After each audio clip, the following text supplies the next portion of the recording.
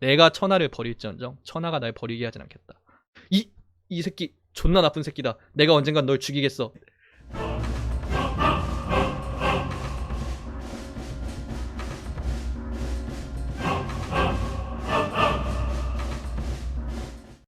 조조가 악양 탈출을 할 때 그 유명한 여백사 사건이 일어납니다. 이게 연희에서는 아버지의 친구인데 얘네가 뭐 하려고 하니까 다 죽여버리고 막 여백사까지 찔러 죽이고 진궁이 당신 뭐야 이랬는데 내가 천하를 버릴지언정 천하가 날 버리게 하진 않겠다. 이렇게 말을 하고 거기서 진궁이 이 새끼 존나 나쁜 새끼다. 내가 언젠간 널 죽이겠어. 이렇게 하고 끝나는 장면이잖아요. 당연히 이거는 연희고 정사에서 진궁은 안 나와요. 진궁은 안 나오고 그냥 어떤 기록이 있냐면은 어디에서 조조가 잡힐 뻔했는데 현의 관리가 조조랑 어렸을 때 아는 사람이라 가지고 현이를 봐줘서 풀려나게 해줬다 이런 기록이 있고 그 기록이랑 더불어서 여백사라는 조조의 친지 그러니까 조조의 아버지 친구가 아니라 조조의 친구예요. 여백사네 집에서 잠깐 쉬어서 가기로 했다. 그때 여백사는 없었고 여백사의 가족들이 조조를 어떻게 하려다가 조조가 이 사람들을 칼로 다 죽인 다음에 떠났다 이런 기록이에요. 근데 이게 위서라는 기록에는 먼저 죽이려고 하길래 정당방위로 죽이고 떠났다라고 돼 있는데 위서가 거의 약간 그 뭐라 해야 되지? 배송지나 이런 손성 이런 사람들이 주다라는 거를 보면은 거의 약간 위서는 믿고 거른다 이런 식으로 써놨거든요. 그러니까 위서를 쓴 사람이 왕침이라는 사람인데 이 사람이 나중에 진나라 때 사람이고요. 조모 시해 사건 때 조모를 통수 찾고 막 이런 그런 행적들이 있어요. 그래가지고 이 사람이 이미지가 엄청 안 좋아요. 위서도 전반적으로 기록을 보면 되게 조비어천가? 조조에 대한 용비어천가처럼 조조를 되게 많이 띄워주는 기록들을 많이 써놔가지고 나중에 삼국지에다가 주석을 단 사람들이 왕침의 기록을 인용을 하면서도 왕침을 엄청나게 욕해요. 얘는 내가 그 시절 사람 기록이라서 씻는데 얘는 진짜 믿고 걸러라. 얘는 진짜 그 역사가도 아니야. 막 이런 식으로 써놔요. 그래서 위서에는 그렇게 기록이 나와 있는데 다른 기록들을 보면은 조조가 오해해가지고 얘네들을 죽였다 뭐 이런 식으로 나와 있어요. 아마 후자가 맞을 거예요. 어느 쪽으로 믿든지는 여러분의 자유입니다.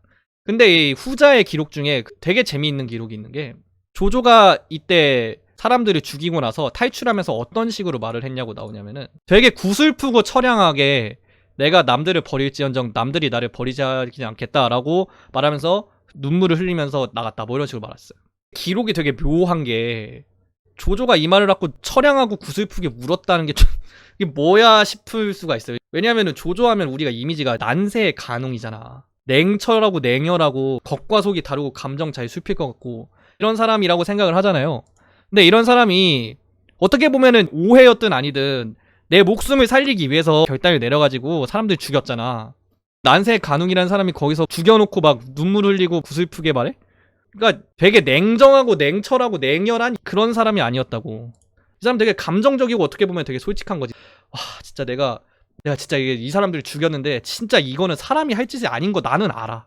나는 아는데 그래도 어떻게 난 살아야지. 난 살아야 될 거 아니야 이러면서 눈물 흘리면서 막 했다 이런 얘기니까 냉혈 아니고 겉과 속이 달랐다 이런 얘기는 아닌 것 같아. 감정 표현을 숨기는 사람이 아니었다는 얘기예요. 오히려 되게 온혈한스럽고 겉이랑 속이 같은 면을 많이 보여주는 감정 기복도 되게 많고 좀 그래서 평소 이미지가 조조가 냉혈 아니고 겉과 속이 달랐다 그렇게 생각을 하셨다면 저는 좀 반대라고 생각해요. 어떻게 보면 되게 솔직하다? 정직하다는 의미가 아니라 뭔 말인지 알죠? 되게 직선적이다. 알기 쉬운 면도 있다. 아무튼 그렇게 해가지고 조조가 뭐 그런 일도 겪고 고향으로 와서 원소가 일으켰지. 반동탁 연맹을 일으키니까 반동탁 연맹에 참가를 하기 위해서 사제를 털어가지고 5,000명의 의병대를 조직을 합니다. 그때 말씀을 드렸지만 여기에 유비가 참가했다라는 기록이 있습니다. 낙양에서부터 같이 함께했다라는 기록이 있어요. 잠깐만 이렇게 보면은 그 진궁 자리에 유비 있는 거 아니야?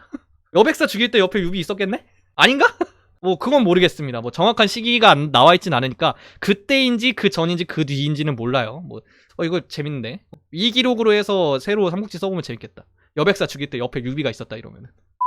그래서 여기서 5,000명을 모아서 나갔다가 서영한테 시원하게 그냥 개박살 나죠. 이때 근데 기록을 보면은 서영이 산조지부에 있던 사람들을 죽이려고 나왔었다가 조조가 근결하게 저항하는 걸 보고 아 이거 좀 쉽게 잡을 수 있는 애들은 아니겠네 이러고 조조만 깬 다음에 물러났다 이런 기록이 있는 걸로 봐서는 조조가 약간 저거 한 것 같아. 총대 메고 나가가지고 총알바지 이런 역할을 자처를 했던 기록이라고 봐요. 그래서 이제 뒤로 물러나서 양주까지 내려가요. 양주까지 내려가서 여기서 양주자사 진온이라는 사람이랑 단양태수 주훈 나중에 원소 도와가지고 원수 뒤통수 친 그 주훈 씨가 맞아요. 주훈한테 병사를 받았다고 나와 있어요. 근데 이 기록이 되게 재밌는데 단양에서 병사를 모아가지고 4,000명을 모았다고 나오는데 이 4,000명이 또 반란을 일으켜버려 올라오다가. 그래가지고 조조가 여기서 칼 뽑아가지고 휘둘러서 직접 수십 명을 죽이면서 대단하죠. 무쌍이에요. 수십 명을 죽이면서 병사들을 안정시키니까 자기 직속 500명만 남아있었다 뭐 이런 기록이 남아있어요. 그러니까 이런 거를 보면은 조조가 무력이 강조되는 부분이 한두 개가 아니에요. 이게 앞에서도 봐봐. 젊었을 때 장양집에 들어갔다가 무기 휘둘러가지고 담장 넘었다 이런 기록도 있고 조조가 일신의 무력이 엄청나게 뛰어났던 사람인 것 같아요. 우리가 흔히 무력이 뛰어났던 선봉 대장형 군주 하면은 어떤 사람들이 나와요? 여포, 손책 뭐 이런 사람들이 나오잖아. 내가 볼 때 조조도 군주 안에서 무력은 거의 탑 안에 들어가요. 유비 패왕설 있잖아. 마상 쌍검수를 휘두른 뭐 유비의 패왕이었다 이런 얘기 있는데 조조 패왕설 나올 만한데. 조조 패왕설은 기록에도 나와 있어. 심지어 수십 명 상대로 무쌍 찍었대. 이게 아무튼 그런 기록도 있고. 그리고 아까 그 기록에서 재밌는 게 단양태수한테서 4,000명 받아서 나왔다고 했잖아요. 단양 출신 중에 되게 유명한 사람이 그 사람이거든요. 서주자사 도겸이거든요. 도겸이 자기 병사들을 맡겼던 사람이 그 조표거든요. 조표가 누구냐? 나중에 장비가 서주 지키다가 조표가 반란 일으켜서 여포한테 뺏기잖아. 근데 조표는 단양군의 군단장이었다고. 뭐야? 이 단양 병사들이 좀 반골이 아닌가 뭐 이런 음모론을 좀 펴봅니다. 왜냐하면 삼국지의 양대 주인공인 조조랑 유비가 있는데 조조도 단양 병사들이 반란을 일으키고 유비도 단양 병사들이 반란을 일으켜서 죽을 뻔해. 그러니까 양대 주인공한테 반란을 일으켰던 반골이 있다? 아무튼 그래서 단양병 때문에 쌩 고생해가지고 진짜 난리 났던 조조는 그렇게 해가지고 원소 밑으로 가서 2인자가 된다고 제가 말씀을 드렸죠. 원소 밑으로 가는데 여기에서 원소가 유우를 추대했다. 유우를 추대했는데 조조가 여기서 반대했대요. 뭐야 원소야 나 그거는 아닌 것 같다. 뭐 이런 식으로 말을 했다 그래요. 아무튼 원소는 뭐 반대를 하든 말든 애초에 원소의 목적은 유우 추대가 아니라 한복 조져가지고 기주 먹는 거잖아. 뭐 반대하든 말든 뭐. 그래서 원소가 기주를 먹었을 때 딱 이 흑산적 친구들이 내려와요. 우독, 배교, 휴고 막 이런 사람들이 내려옵니다. 한 10만 명 됐다고 해요. 얘네들이 막 내려와가지고 기주랑 연주 경계선에 막 때리기 시작하고 나중에 그 옆에 청주에서도 황건적이 일어나가지고 연주 쪽으로 쳐들어. 이 지도를 봐야겠죠.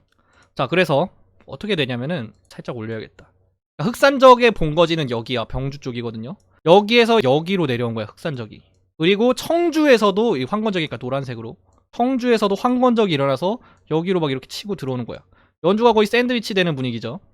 이때 흑산적은 동군으로 쳐들어오고 동군 태수가 저번에 교모라는 사람이었잖아요. 그리고 연주 자사는 유대잖아. 둘 다 죽어 있어요. 이때 왜 죽었냐면은 일단 교모는 유대가 직접 죽였어요. 왜 죽였냐면은 유대가 군량 내놔 이랬는데 교모가 군량을 안 줬대. 그래서 유대가 너 이러고 죽였어. 어디서 많이 봤던 기록이죠. 손견이 군량 안 줬다고 죽였잖아요. 그거랑 똑같이 죽인 거야. 그래서 교모도 죽었어. 근데 이래놓고 유대는 황건적을 막다가 죽어요. 그래서 조조가 원소 휘하에서 여기서 진짜 본격적으로 2인자가 된 거예요. 야, 진짜 조졌다. 야, 이제 연주로 내려가 봐라. 이래가지고 연주로 내려가고 이때 연주의 호족이었던 장막, 진궁 그리고 청주, 영주 경계선에 제북이라는 데가 있어요. 제북의 상이 포신인데 이 사람들 진짜 다 거물들이에요. 이 거물들이 다 조조를 이 사람을 연주를 맡을 적임자다 이래가지고 추대를 올려가지고 이제 연주 자사가 돼요. 그래서 흑산적도 물리치고 청주병도 물리치고 이때 진짜 앞에서 그렇게 막 서영한테 깨지고 그랬던 그 찐따 조조가 맞냐? 10만 명 물리쳐 100만 명 물리쳐.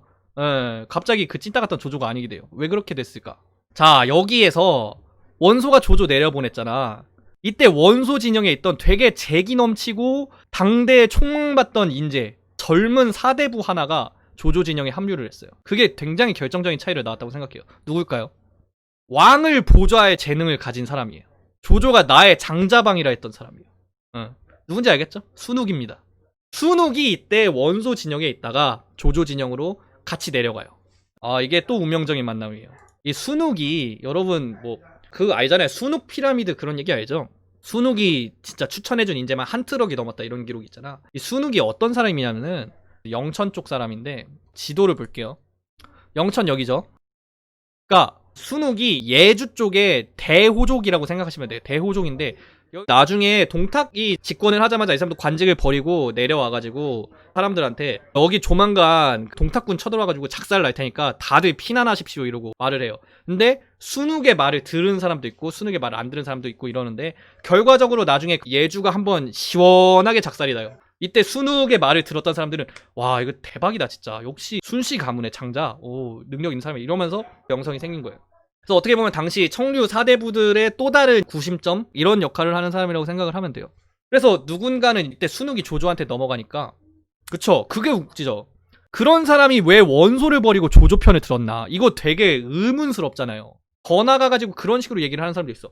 이게 순욱을 조조한테 준 게 원소의 일생일대의 실수 아니냐. 여기서 순욱을 안 줬으면은 원소가 그냥 승승장구했던 거 아니냐 뭐 이런 식으로 얘기를 하는 사람도 있어. 근데 아니야. 그게 아니에요. 왠 줄 알아요? 아까 제가 난세, 간웅 되게 냉철하고 냉혈하고 겉과 속이 다르고 간교하고 이런 거 얘기했잖아요. 사실 이거에 걸맞는 사람이 어떻게 보면 원소예요. 진짜 난세의 간웅은 원소야.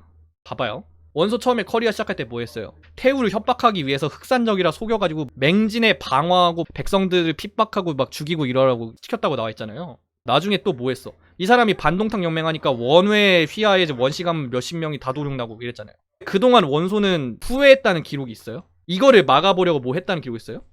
없어요. 사실 되게 소름 돋는 기록들이에요. 원소는 자신의 책략을 꾸미기 위해서 사람들을 죽여. 근데 제일 소름 돋는 게 뭔 줄 알아요? 그동안 원소의 명성은 올라가. 더. 진짜 되게 소름 돋는 거예요. 이런 거는. 뭐냐면은 원소는 이미 당대에 완성된 능구렁이야. 정략의 달인이라고. 이런 사람들의 특징이 뭐냐면은 정도전이라는 드라마에 1대 정치괴물 이이님이 이런 말을 하거든요. 정치에는 2명밖에 없어. 내가 쓸 도구랑 내가 죽여야 돼 적. 2명밖에 없다. 원소도 이거에 딱 정확하게 부합해요. 이미 원소는 모든 면에서 완성이 돼 있는 정치 괴물이고 능구렁이야. 이런 사람이 자기를 대신해서 또 다른 사대부들의 구심점이 되어가지고 뭔가를 해줄 사람이 필요할까요? No. 필요가 없어. 그런 사람은 오히려 자신의 권력의 방해 요소가 될 가능성이 농후하다는 말이에요. 원소는 자기를 대신해서 뭔가 해줄 사람이라면 뭐가 필요하면은 절대적으로 내 대의에 따르고 절대적으로 내가 죽으라고 하면 죽을 사람이어야지만 그걸 믿을 수 있어. 그래서 원소 휘하에서 되게 권력이 높게 된 사람들 대부분 어느 정도 하자가 있는 사람이거나 아니면은 원소의 아들들밖에 없어요. 그 외의 사람들은 아무리 그 사람이 충직했어도 어느 정도 쓰다가 나중에 버려져요. 도구처럼 헌신짝을 쓰듯이.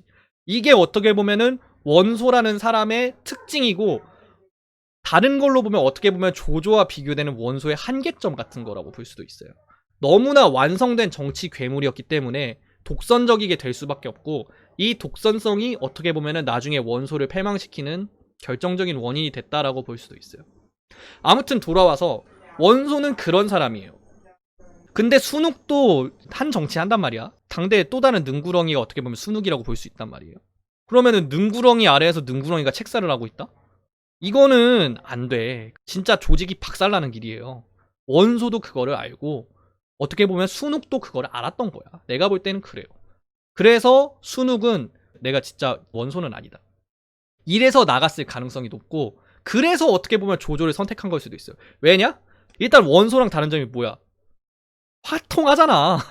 온열한이잖아. 겉과 속이 다르지 않잖아. 어떻게 보면은 무인스러운 사람이란 말이에요. 머리가 안 굴러간다는 얘기는 아닌데 근본은 무인이야. 얘는 정치인이 아니라 무인이야. 이런 사람이 대장이야. 그 아래의 책사로 사대부들의 또 다른 구심점이자 능구렁이인 순욱이 책사로 붙어있다? 그림이 이게 더 괜찮다는 거죠. 그래서 순욱이 원소를 버리고 조조를 따라갔다. 이렇게 봐야 되는 거예요. 그리고 또 한 가지가 더 있다면은 나중에 순욱이 조조한테 헌제가 삼보의 난 일어나가지고 이각 곽사랑 난리 피고 있을 때 헌제가 탈출할 때 순욱이 무조건 헌제를 데려와야 된다 이런 식으로 말을 하잖아요. 이랬던 거를 보면은 순욱의 대의 명분은 그거였던 것 같아요. 아무리 적의 동탁이 세운 괴뢰 정권이었다 해도 헌제는 황제가 맞다.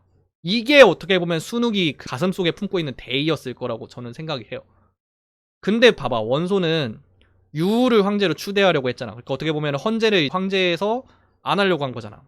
그러니까 더더욱 어떻게 보면 조조한테 끌렸을 수도 있어요. 아까 제가 뭐랬어요. 조조는 야 원서야? 그거 난 아닌 것 같다 이런 식으로 말을 했다고 했잖아요. 그걸 옆에서 순욱이 봤을 거 아니야. 저 사람은 나의 대의와 맞을 수도 있겠다 이렇게 생각을 했을 수도 있어요. 그래서 순욱이란 사람이 왜 원소를 버리고 조조를 골랐냐. 그래서 그런 거예요. 그리고 이 조조가 나중에 서주에서 막 학살하고 막 안 좋은 일들을 벌이는데도 순욱은 끝까지 조조를 보조하죠.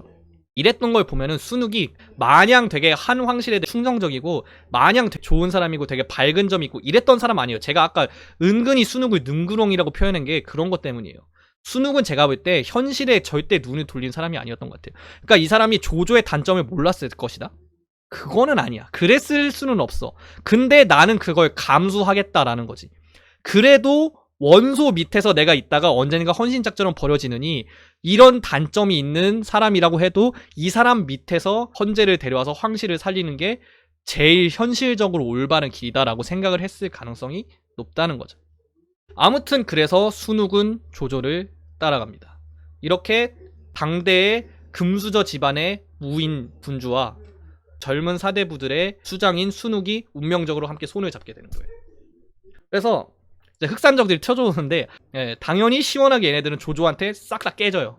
청주 황건적들도 조조가 와서 막아가지고 시원하게 다 박살을 내버리고 이렇게 해서 조조는 그렇게 양쪽에서 일어났던 반란을 모두 진압을 해버리고 연주에 확고하게 깃발을 딱 꽂습니다. 이렇게 조조는 저번에 제가 말씀드렸지만 이렇게 메이저리거에 입성을 하게 돼요. 자, 여기서 원술이랑 붙는 것부터 다음에 하도록 합시다. 네, 좋습니다.